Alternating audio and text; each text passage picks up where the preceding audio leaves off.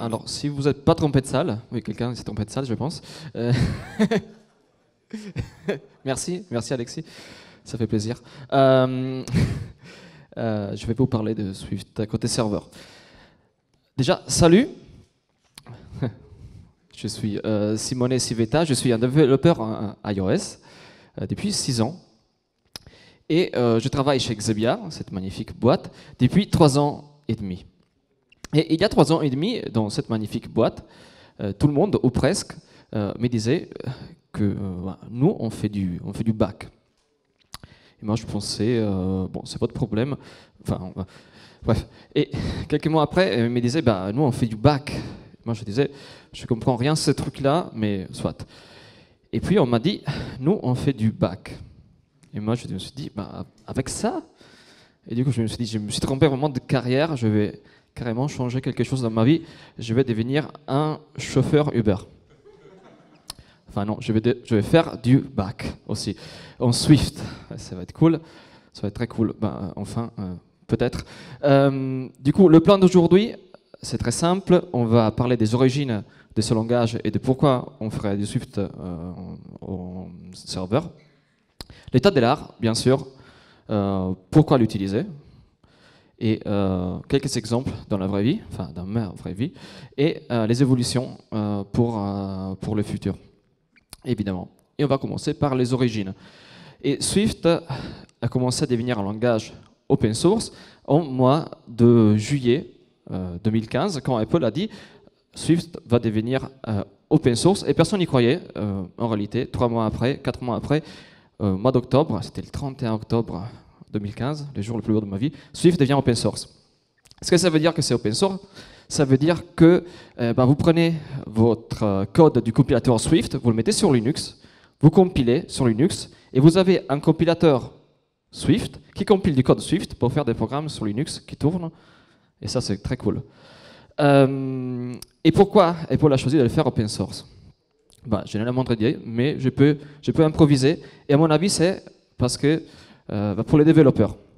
Déjà parce que vous prenez un développeur Java qui ne s'y connaît rien à Swift, vous prenez un développeur JavaScript qui ne s'y connaît rien à Swift, et vous les mettez là sur une chaise et vous les dites, bah, voilà, ça c'est Swift, faites quelque chose avec. Et ils vont faire des trucs, des serveurs, des choses méga cool, et ils vont dire, bah, cette partie du langage, moi je l'aime pas, cette partie du langage est plutôt bien, moi je changerais plutôt ça, et ils vont donner du feedback qui vient d'une expérience différente que celle des développeurs iOS ou macOS. Une autre raison, à mon avis, c'est à cause de ce gars-là. Dans ces photos-là, il y a un gars qui fait des conférences excellentes. C'est un développeur super bien, sauf que c'est l'autre. Et cette personne a fait un compilateur qui s'appelle LLVM. Et ce compilateur, voilà, c'est le compilateur que Apple utilise pour iOS et macOS depuis au moins 10 ans. Et si vous prenez votre PlayStation 4 et vous prenez un jeu random pour jouer avec, bah, il y a grande chance que ce jeu-là ait été compilé en utilisant ces compilateurs faits par ce mec-là. Ce mec-là est super bien.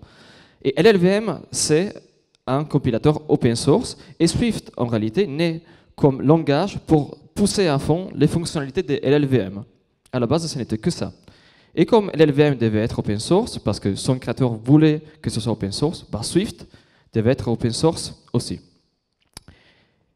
Et puis, il y a une troisième raison, à mon avis, et c'est Fabien qui m'en parlait juste il y a des minutes, et il me disait que, voilà, que Xebia fait une conférence qui est excellente, qui est celle-ci, et si tu as une boîte qui fait des choses cool, bah, tu as grande chance qu'il y ait des gens cool qui viennent de faire des choses cool pour toi.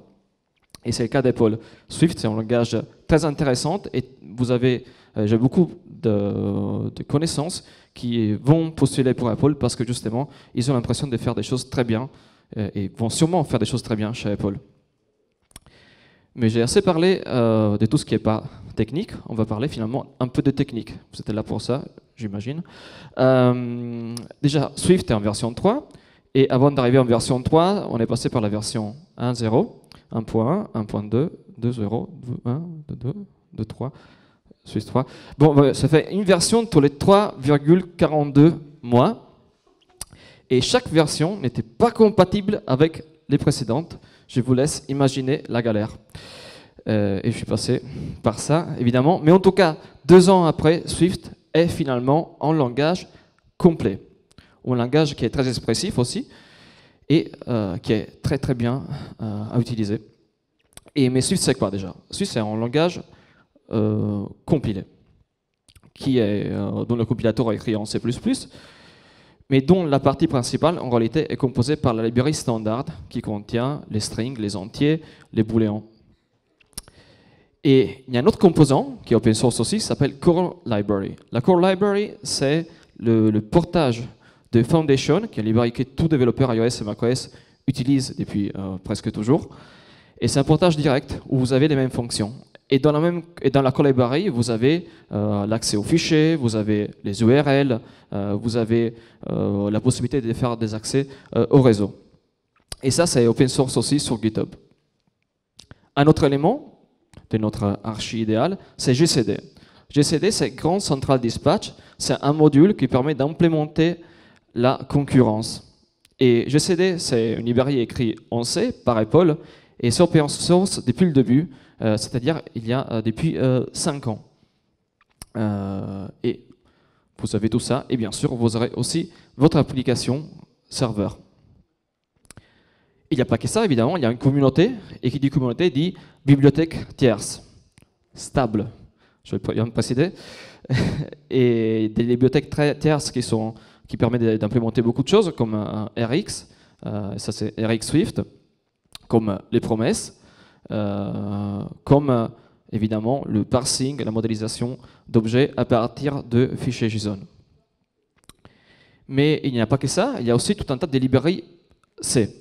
En fait, le compilateur Swift permet d'intégrer très facilement des entêtes qui proviennent de C, et c'est tellement facile que c'est automatique. Il ne faut rien faire, et si vous avez une librairie partagée, installée sur le système, vous n'avez qu'à importer les entêtes et vous pouvez utiliser tout de suite cette librairie depuis votre code Swift.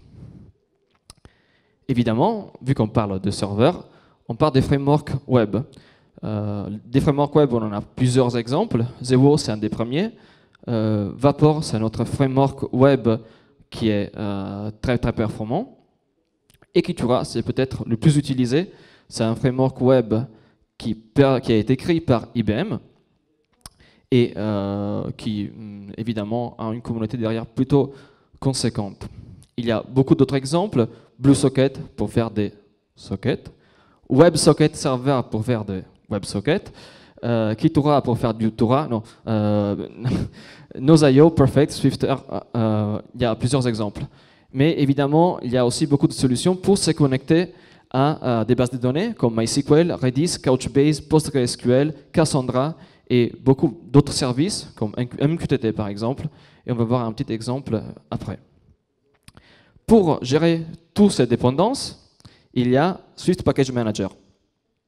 C'est le gestionnaire de dépendances pour Swift, créé par Apple. C'est open source aussi. Ça marche plus ou moins comme tout autre gestionnaire de dépendances. Vous avez init, fetch, update et generate Xcode Proj qui permet de générer un fichier de projet qui est utilisable depuis Xcode. Et pour chercher les dépendances, vous pouvez utiliser Swift Package Catalog, qui est un projet développé par IBM qui permet de trouver facilement des librairies sur GitHub qui sont conformes justement et qui supportent Swift Package Manager. Il y en a déjà plein, avec Swift, qui toi on a déjà parlé, Swift GPIO pour faire de l'IO depuis un Raspberry Pi et beaucoup d'autres. Une fois qu'on a tout ça, qu'on a notre application, ben, on veut bien la mettre sur une instance pour la exposer au monde entier. Et on peut faire ça avec Cloud Foundry. Cloud Foundry, c'est une sorte de conteneur simple. Du coup, il offre une certaine sous-partie de fonctionnalités que Docker peut offrir. C'est moins abouti, mais en tout cas plus simple à prendre en main. Cloud Foundry est utilisé par Heroku depuis qu'Heroku existe, pratiquement. Si vous soumettez votre application Node.js, il y a de grandes chances que ça se passe par Cloud Foundry. Et c'est supporté aussi par IBM Bluemix. Je parle beaucoup d'IBM aujourd'hui, je n'ai pas été payé, je vous assure. Ensuite, il y a Docker, tout le monde connaît. On peut évidemment déployer notre instance de serveur Swift avec Docker. Quelques images Docker, Swift, Docker, Swift, évidemment. IBM comme Kitura qui contient déjà un Kitura prêt à l'usage et une autre image qu'on peut utiliser pour faire du serveur avec Zevo. Et si on parle d'applications telles qu'on les fait avec Xebia, bien sûr, on ne peut ne pas parler de la qualité du code. Et qualité du code, ça peut vouloir dire des vérifications sur les erreurs de style, sur des utilisations erronées ou dangereuses de votre code, mais aussi des vérifications sur la complexité de votre code même.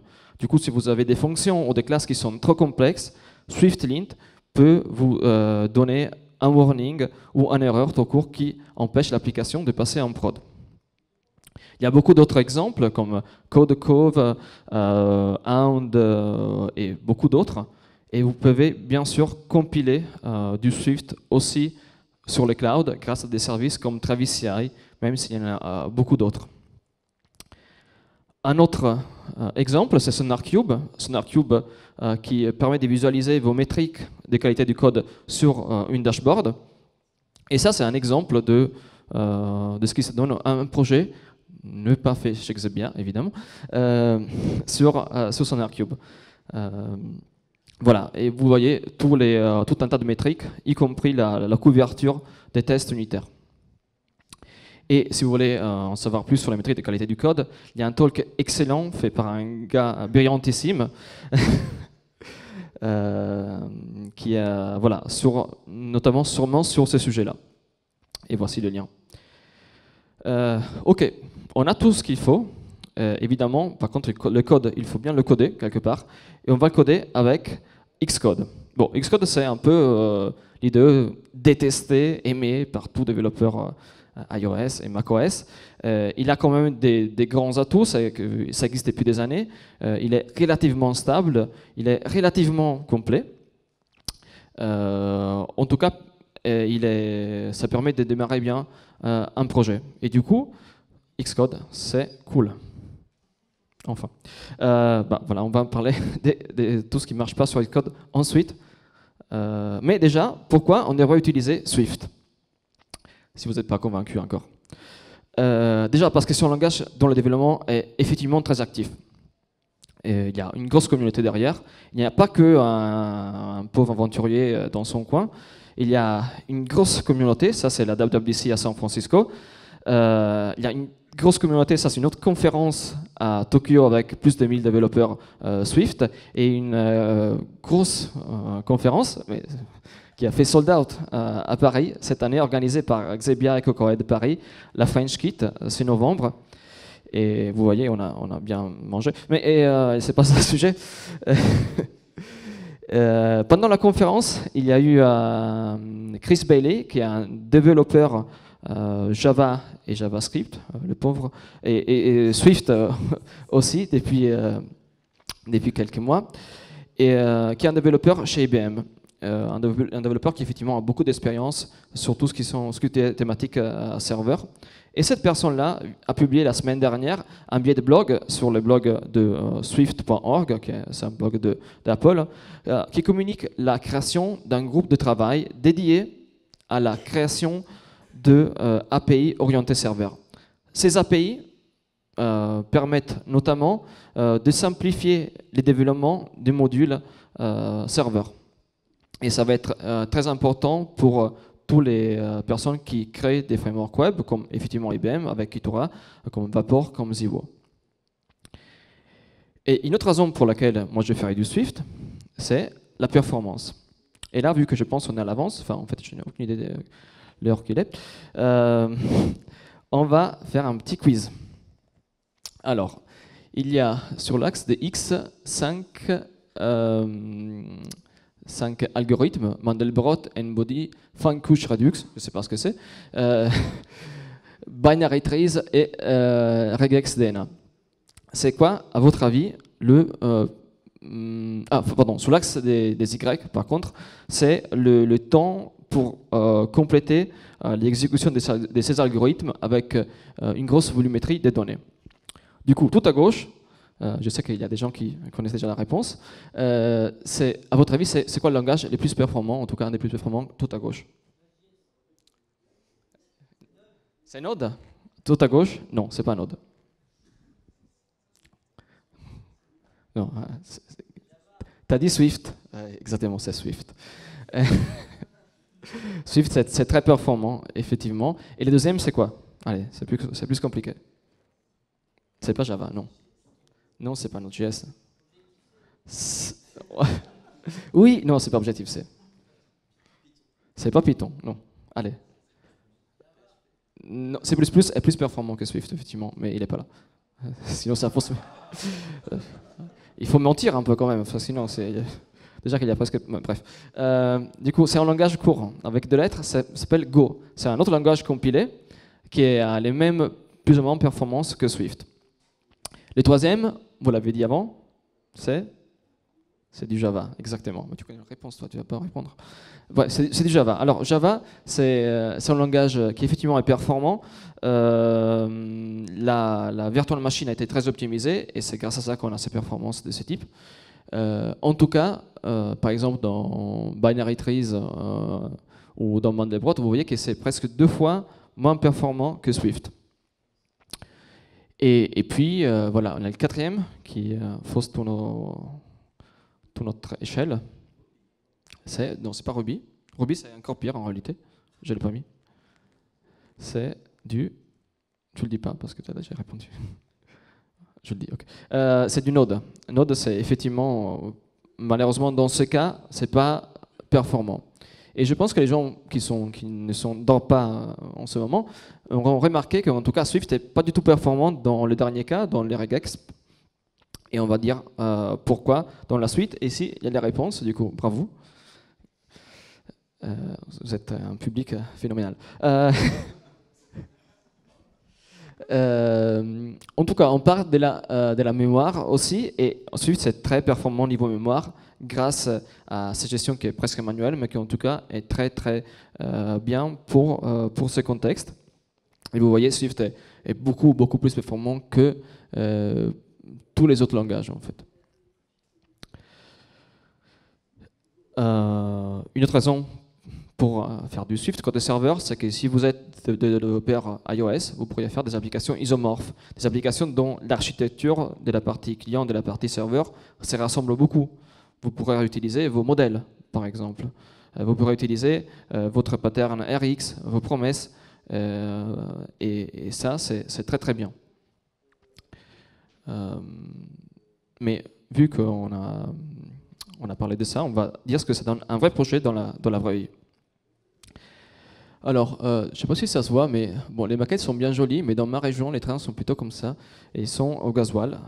Mais en tout cas, ça c'est l'archi de ce que vous avez vu ce matin à la keynote. On a pris une sous-ensemble de ce schéma, et on s'est concentré seulement sur ça. Du coup, les applications mobiles, une application serveur écrite en Node.js, et le RabbitMQ, qui est les gestionnaires de messages qui sont envoyés back and forth pour faire communiquer les différentes parties de notre démo de ce matin. Et voilà, je me suis dit qu'il fallait que je refasse une partie, et je vais refaire évidemment la partie en JS. On commence avec un package.swift qui contient nos dépendances. On importe bien sûr Kitura pour répondre à nos requêtes. Et on importe RabbitMQ qui sert à se connecter au serveur RabbitMQ et d'envoyer et recevoir des messages. Le serveur HTTP implémenté a plus ou moins cette forme-là. On importe Kitura, évidemment, on crée un routeur qui est la classe, en tout cas l'objet responsable de répondre à nos requêtes, get ou post, et dans ce cas-là, on répond à une requête post, de vote, une requête émise par les terminaux mobiles. Et cette requête est, est gérée par router.post. On processe, on gère le vote. Et ensuite, en cas d'erreur, on lancera une exception qui est une fonctionnalité qui existe depuis Swift 2. Et ensuite, on continue la gestion. Dans les dernières 2 lignes, il n'y a rien de spécial qui arrive. On ajoute notre routeur à une porte, la 8080, pour tester. Et on lance l'instance. Et puis, on build. Et voilà, vous voyez, ça build, et ça link. Rien de spécial jusqu'à là. Un autre élément qui me paraissait intéressant, c'est justement la possibilité d'importer une librairie C. Effectivement, aujourd'hui, il n'y a pas de librairie pour faire du RabbitMQ ou du MQP. Et du coup, il y a cette librairie C qui est disponible sur le net, qui est fait par le team de développement derrière RabbitMQ.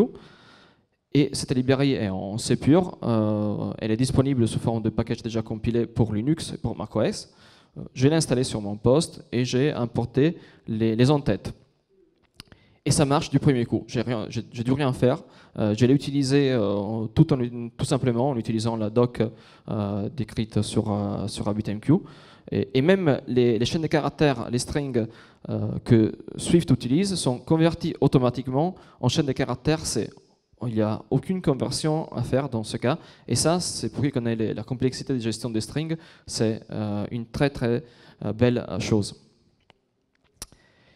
Et qui dit application de qualité, encore une fois, ne peut ne pas parler de tests. Et les tests unitaires, on peut les faire tout simplement avec ça. On utilise XCTest, c'est notre framework de tests qu'on utilise sur iOS et sur macOS. Voilà, ça permet de faire des tests asynchrones, bien sûr, et on teste notre endpoint avec une requête post, et on s'attend à une réponse de type positif. Et vu qu'on a bien parlé de Xcode, Xcode c'est notre presque dernière slide, qui montre un exemple de l'application qui tourne avec une analyse de l'utilisation de mémoire de notre application. Tout ça sans rien faire, et c'est grâce à Xcode, parce que évidemment ils ont implémenté ça pour iOS et pour macOS, et ça marche du premier coup, sans rien changer, pour des applications serveurs. Finalement, l'application serveur n'est qu'en gros une application macOS avec des librairies différentes. Et tout s'est bien passé. Enfin. Alors, Swift, évidemment, existe depuis 2 ans, mais ce n'est pas non plus parfait, ça le deviendra. Pourquoi vous rigolez? Je ne comprends pas. Mais il y a quelques gros problèmes. Par exemple, la Core Library. La Core Library, comme je vous disais, c'est une librairie qui a été portée depuis Foundation à la même API, mais ça a été déjà porté, développé en un temps record, en gros en 7-8 mois. Et a quelques problèmes de jeunesse. Et effectivement, il y a quelques comportements qui ne sont pas du tout attendus, et on peut en réalité faire reconduire les soucis de performance de la regex très probablement à des soucis qu'on a, enfin à des imperfections de côté de la Core Library. Et un autre problème qu'on peut avoir en faisant des applications serveurs avec Swift, surtout si vous n'êtes pas des développeurs Swift à la base, c'est la gestion de la mémoire. Pourquoi ça? En fait, la gestion de la mémoire, ensuite, c'est de type reference counting. Du coup, on compte toutes les références sur les objets qu'on a alloués. À différence de Java, où effectivement, il y a un système qui tourne en permanence pour permettre de vérifier si il y a des objets qu'on peut enlever de la mémoire. Ensuite, ce n'est pas le cas, et on doit gérer un peu tout ça presque manuellement. Du coup, il faut bien vérifier qu'on ne crée pas des leaks en référençant un objet 2 fois ou des objets l'un avec l'autre. Malheureusement, dans un contexte serveur, ça c'est un problème majeur, parce qu'un leak même d'un byte sur chaque requête peut vraiment faire exploser l'utilisation de la mémoire de notre serveur. Mais il faut aussi dire qu'un développeur Swift avec une expérience moyenne peut résoudre tout problème de gestion de la mémoire plutôt facilement. Un autre élément de complexité, c'est dû au fait que effectivement, le support de Linux est encore une fois récent. Et si vous voyez bien dans les codes source des web frameworks ou d'autres dépendances, il y aura souvent ces if OS Linux, if Darwin par exemple. Pourquoi parce qu'effectivement, les librairies, les bibliothèques que vous utiliserez vont eux-mêmes faire appel à d'autres librairies système qui n'auront pas exactement le même comportement. Et c'est exactement pour ça qu'Apple a décidé de créer ces groupes de travail pour uniformiser tous ces cas-là, minimiser les différences entre un environnement Linux et un environnement macOS. Un autre élément de complexité, c'est Swift Build. Aujourd'hui, c'est très lent, surtout depuis la ligne des commandes. Chaque fois que vous faites Swift Build, ça recompile toutes vos dépendances. C'est affreux, malheureusement. Du coup, il faut passer par Xcode, qui est plus intelligent sur ce coup-là, et du coup, des temps de compilation qui sont optimisés. Swift Package Manager aussi n'est pas tout à fait fini. En réalité, tout ce qui est gestion des dépendances marche bien, mais la gestion et la création d'un projet Xcode n'est pas parfaite. Parfois, il manque certaines configurations, certains flags, et même les tests, parfois ils ne compilent pas. Et c'est à cause de la génération erronée du projet Xcode Proj depuis Swift Package Manager. En tout cas, encore une fois, ça c'est quelque chose qui va être réglé rapidement par Apple. Et en tout cas, ça va être réglé des temps plus vite que les développeurs vont adopter ce langage. On parle ensuite des évolutions.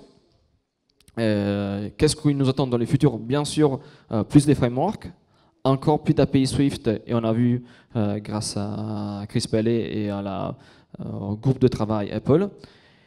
Et un autre élément qui est strictement lié à la genèse de Swift.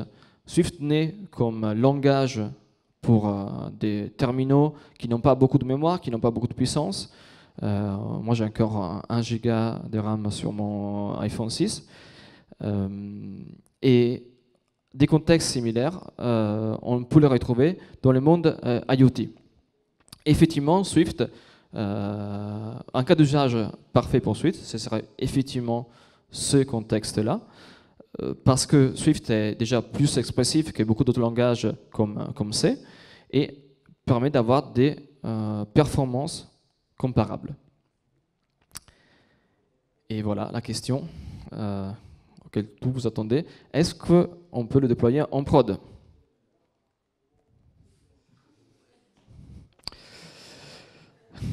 Voilà. Il faut, comme tout langage moderne, comme toute plateforme moderne, il faut connaître jusqu'où on peut aller et savoir quelles barrières on peut franchir et quelles barrières on ne peut pas. Ça va être un peu complexe d'y faire, mais je suis très confiant que dans les prochains 12 mois, la majorité des barrières qu'on a vues aujourd'hui n'existeront plus. Et la réponse pourrait être tout court oui, sans enfin. Merci.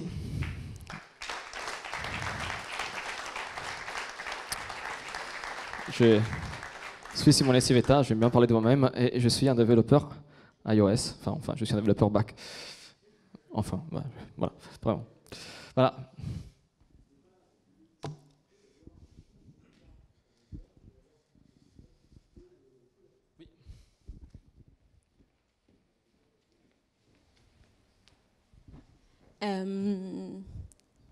Merci pour la présentation, c'était sympa. Il y a pas mal de soucis quand même hein, sur...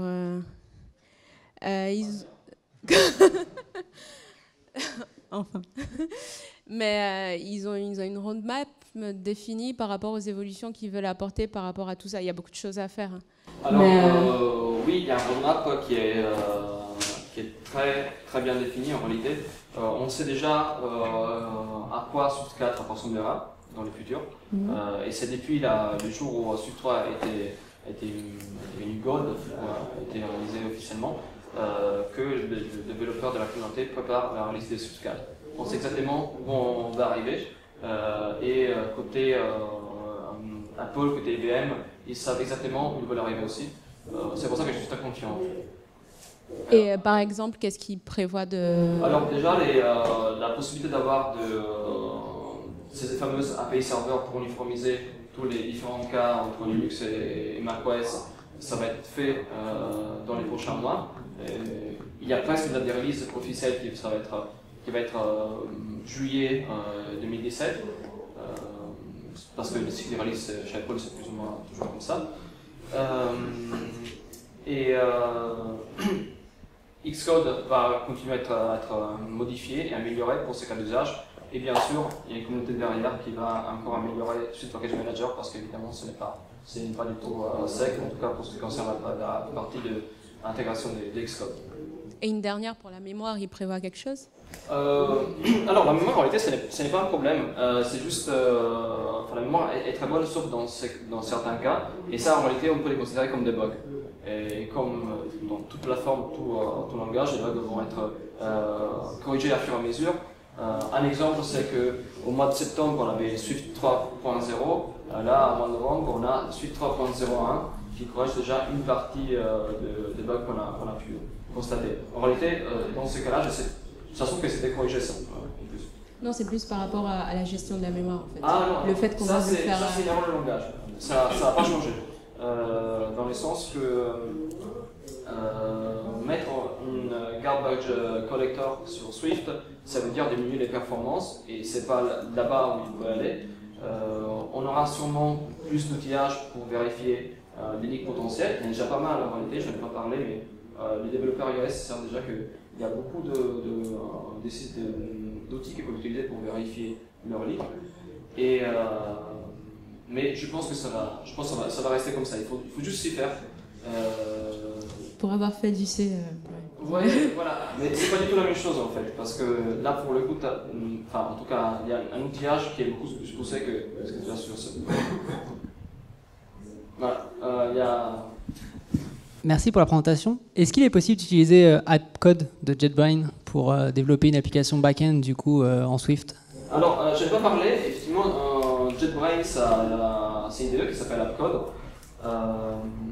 qui cherche de suivre Xcode et chaque fois qu'il arrive à implémenter la dernière version de Swift, Swift a déjà monté d'une version. C'est un peu dommage. Mais en tout cas, depuis la dernière version de AppCode que je n'ai pas testé honnêtement, apparemment Swift 3.01 marche correctement et on peut utiliser ça. Ouais. On peut utiliser aussi Atom pour les gens qui aiment bien la voiture. Merci.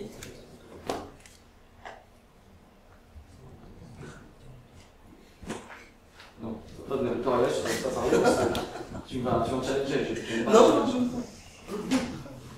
Est-ce que tous les packages sont compatibles iOS et server-side obligatoirement ou enfin il faut faire attention aussi quand on utilise un package?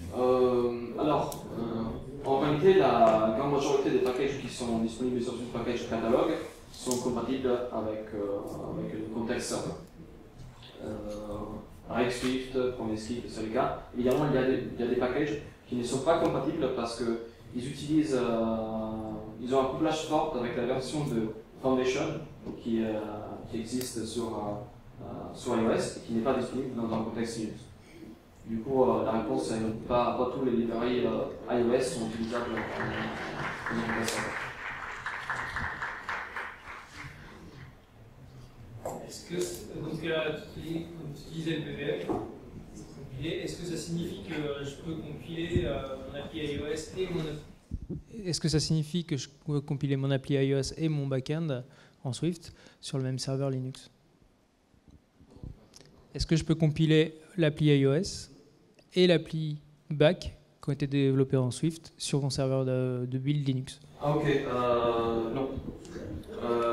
Compiler c'est une chose en fait, mais dans toute l'architecture, dans tout le workflow de compilation d'une application iOS, d'ailleurs c'est un processus qui s'appelle de signature qui permet de signer ton paquet pour faire en sorte qu'il soit accepté interprété comme valide, et tout ça n'est pas disponible sur Linux. Du coup, tu peux compiler du code Swift, mais sans forcément créer un IPA ou un point app qui l'enveloppe de ton application iOS. Du coup, je peux builder que mon back. Exactement. Tu peux faire, il y a des services qui permettent par contre de compiler iOS et Swift tout court, comme Travis ou d'autres. Bitrise. Je commence à avoir pas mal. Ouais, c'était une question, est-ce que tu as fait tes essais uniquement sur Mac ou est-ce que tu les as aussi fait sur Linux? Est-ce que tu as vu des petites différences de performance ou des petites tracasseries d'un côté Alors, j'ai testé sur Linux. J'ai envoyé en fait tout ça, l'exemple que j'ai fait, enfin pas cet exemple-là en réalité. J'ai fait un autre exemple que j'ai déployé en prod. D'ailleurs, c'est dans un blog de Xebia. Ça marche avec le Foundry, il n'y a aucun souci, en tout cas pour les cas que j'ai testés. Honnêtement, je n'ai pas assez de recul pour te dire ça supporte certaines pressions côté serveur ou certains niveaux d'utilisation. Ça, je ne sais pas te dire. Je sais qu'il y a des entreprises qui l'utilisent déjà. Chris Bailey a parlé pendant sa talk. Notamment City Furniture, qui sont une entreprise américaine qui fait de la vente de meubles. Et eux l'utilisent, apparemment ça vient, mais bon, je ne vais pas tester avec une grosse volumétrie d'utilisateurs. C'est ça en fait qui pourrait poser des problèmes, mais en tout cas, pour le déploiement sur Linux, il n'y a aucun souci si on sait effectivement qu'ils vont suivre. Oui, donc une petite question par rapport au package manager que tu as introduit. Moi, je m'étais arrêté à Swift 2 et on utilisait CocoaPod sur des applis mobiles. Je voulais savoir du coup, est-ce qu'il faudra à l'avenir en oublier l'un ou l'autre, ou bien est-ce qu'il y aura un pour le mobile, un pour le serveur? Alors ça rejoint la question qui était posée sur la roadmap. Il y a un roadmap aussi pour ça. Effectivement, Swift Package Manager aujourd'hui n'a pas de roadmap prévu pour iOS, mais seulement pour des contextes Swift Server. En tout cas, il dit continuez à utiliser Swift Package Manager, enfin CocoaPod en gros au cartridge pour les applications OS. Swift Package Manager pour l'instant sera consacré que à ces contextes-là, les contextes serveurs. Même si, évidemment, dans un futur, on peut hypothétiser une dérive de SPM plus orientée iOS. Pourquoi ça? Parce que Xcode, en réalité, c'est plutôt complexe, et les teams Swift Package Manager et Team Xcode, c'est pas forcément, en fait, c'est des teams différents. Et du coup, ils n'ont pas forcément la même roadmap, et voilà, du coup, Apple ne peut pas promettre d'utiliser Swift Package Manager pour ce contexte. Également, du coup, moi je ne suis pas développeur Swift. Est-ce que toi, tu as un avis sur les deux? Tu as dû utiliser les deux? Ça, c'est une question. Alors, sur Carthage et CocoaPod, tu dis? Ou sur SPM ou... Entre Swift Package Manager et CocoaPod. Alors, pour faire du back, Swift Package Manager est effectivement mieux. Et surtout, c'est fait pour. Dans le sens que les packages qui sont disponibles sur Swift Package Manager sont des packages qui sont prouvés pour la partie serveur. Et surtout, il y a des outils, et tout l'outillage qui est prévu pour être utilisé avec SPM. On peut déjà encore pause, mais il faut vraiment... je sais qu'il y a des gens qui ont fait des blocs, mais c'est un combat. Tu pousses pour l'utilisation de Swift à Xebia dans 1 an, 2 ans? Il y a des personnes dans la salle qui peuvent confirmer que je pousse. Moi j'y crois parce que la plus-value c'est que déjà. Ok, parfait. Moi j'y crois parce que déjà, un bon développeur iOS, je pense qu'à tous les compétences pour être un correct développeur back. Évidemment, il manque toute la compétence de l'infrastructure, mais ça on peut l'apprendre évidemment. Et ça permet aussi de faire des applications isomorphes. Et déjà, dans mon cas, qui est un cas tout bête, j'ai pris ce qu'on avait écrit pour la partie client, pour la partie modèle, et je l'ai mis sur la partie serveur, et ça marche du premier coup. Et pour moi, c'est très cool. Un autre élément important, c'est que aujourd'hui, il y a beaucoup de cas où effectivement on n'a pas besoin d'avoir un serveur très puissant, très complexe. On a des cas d'usage très simples, souvent comme gérer notre utilisateur, enregistrer quelques données sur la base de données. Pourquoi on aurait besoin de faire du Node pour ces contextes simples? On pourrait tout simplement faire du Swift sans forcément contacter notre copain. Voilà, du coup aujourd'hui, pour faire un résumé, aujourd'hui je pense que c'est déjà suffisamment mûr pour l'utiliser pour des cas simples, même en prod. Et pour des cas entreprises plus poussés, je pense qu'il faudra attendre encore un petit peu, mais on n'est pas loin.